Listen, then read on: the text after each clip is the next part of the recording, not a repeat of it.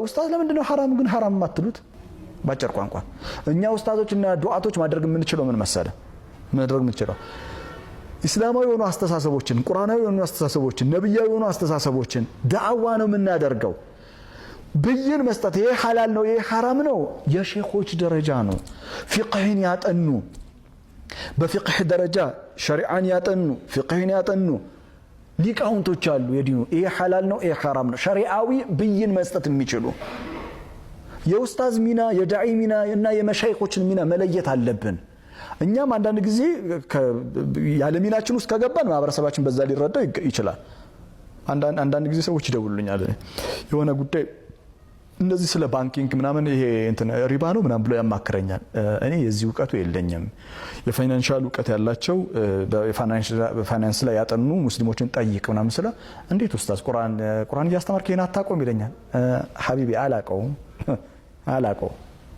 ምክንያቱም የኔ ድርሻ አይደለም እሱ የኔ ዕውቀት አይደለም። የኔ ዕውቀት ያልሆነው ነገር መስጠት አለብን። መልእክተኛውን አላህ ምን አላቸው? ኢነከ ዐላ ሲራጥ ሙስተቂም አንተ ቀጥተኛ መንገድ ላይ ነው ብሎ አበረታታቸው እኮ ነው ማለት። እኛ ሙስሊም ወንድሞቻችን እህቶቻችን ጥሩ ነገር ሲሰሩ እናበረታታለን። ሲሳሳቱ የተሳሳተ ነገር ነው ብለን የምናስበውን ደግሞ እናርማለን። እኔም ከእርምት ነፃ አልሆንም፣ አንተም ከእርምት ነፃ አትሆንም። ግን አንድ ነገር አስተውሉ። እኛ ሙስሊሙ ማህበረሰብ ተራርመን ተጋግዘን ወደ ተሻለ መንገድ እንድንሄድ ነው እንጂ አንድ ወንድም እንዲመታ ሌላኛው ወንድም እንዲመታ ይሄ የቡድንተኝነት የሚወልደው ክፉ በሽታ ነው፣ ቫይረስ ነው። ይሄ ከቁርአን አስተምሮት የወጣ ሐሳብ ነው። ከቁርአን አስተምሮት የወጣ እና የጠራም ስለ ትችት እንኳን የጠራ አመለካከት ሊኖረን ይገባል።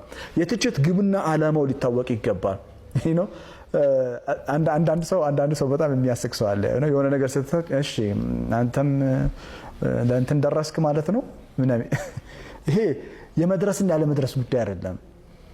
ግን እኛ እርስ በርሳችን የመተራረም ሙስሊሙ ማህበረሰብ እርስ በርሱ የመወቃቀሱ ዓላማ በጋራ እጅ ለእጅ ተይዞ ከፍ ለማለት ነው እንጂ አንዱን ለመቅበር አንዱን ከፍ ለማድረግ አይደለም። አላህ ምን ይላል?